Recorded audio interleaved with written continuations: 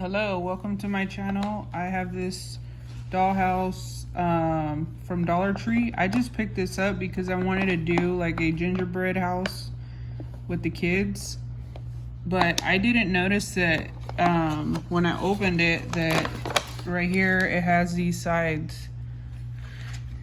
So I was like, oh my gosh, I can attach another one to it, right?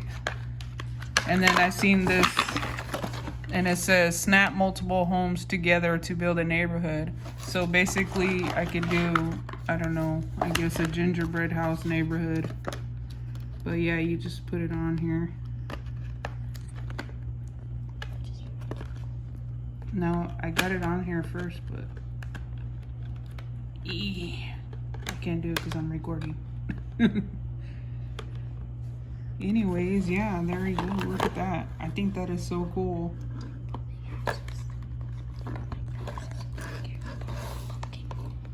What do you guys think about that? I think that's so cool. And then, like, I think if you have the same one, you can make it a full house if you had the same one too.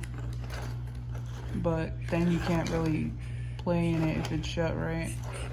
So yeah, let me know what you guys think about these.